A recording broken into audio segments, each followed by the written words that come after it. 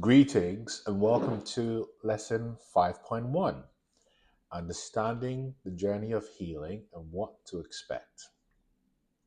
This lesson focuses on understanding the emotional journey of healing from narcissistic abuse. You will learn the common stages of recovery and learn how to navigate setbacks with patience and compassion. The key points to keep in mind include understanding the stages of the emotions you go through, i.e., shock, grief, anger, acceptance, and renewal. And then we'll talk about some of the common challenges, including feelings of shame, self doubt, and isolation. Then, of course, we'll also cover the importance of having patience because healing is non-linear and unique to each individual. Now, I want to say healing from narcissistic abuse can feel very overwhelming, but you're not alone.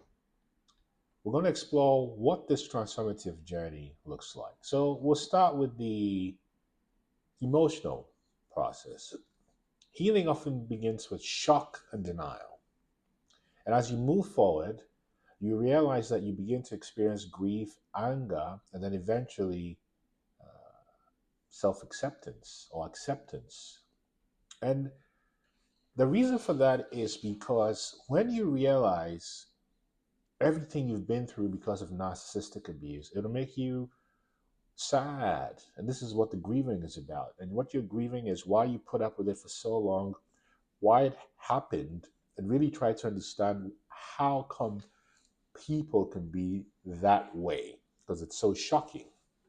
And then when you get past that, there is anger. Why did I let this happen? And of course, when you get past that, there's acceptance. It happened for me, not to me. And as you go through this process, it's important to recognize that setbacks are a natural part of the process because they signify growth.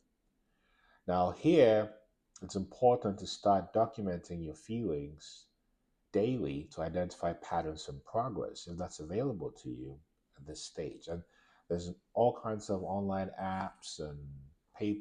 You still rely on writing on paper in a physical journal. And if you think you can keep track of your emotions without writing them down, that's fine too. But it brings us to the next step of common challenges, which include shame, doubt, or self doubt, and isolation. And feelings of shame and self doubt are common because you've been programmed to dislike yourself by the narcissistic abuse you went through. And it's important to realize that those emotions program you to believe you are less than you actually are. And those words were used as spells to keep you trapped in a lower vibration. And so it's natural that you would feel shame from that or have some shame trauma, that there was self doubt because you question yourself. And you may want to go into isolation, which is different from being in hermit mode. Isolation is actually not punishment, it's the time you spend with yourself to get to reacquainted with yourself so you can also reconnect with who you are deeply for full ascension.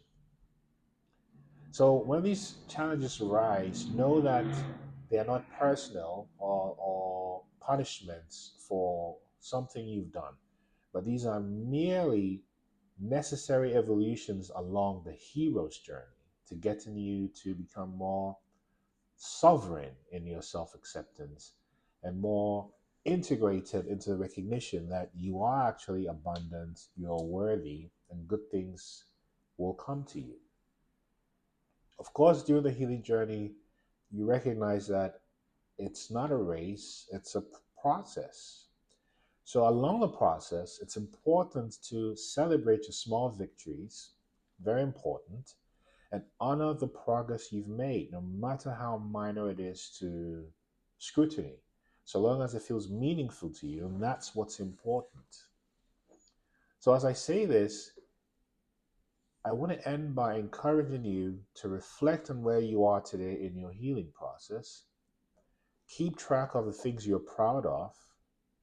Remember, this is your journey and you're doing beautifully. Of course, you have access to the inner mileage journal worksheet, so use that using the 4 steps of our coaching framework: self inquiry, which leads to deep self awareness, which leads to self transformation, which repeated over time leads to long term self mastery.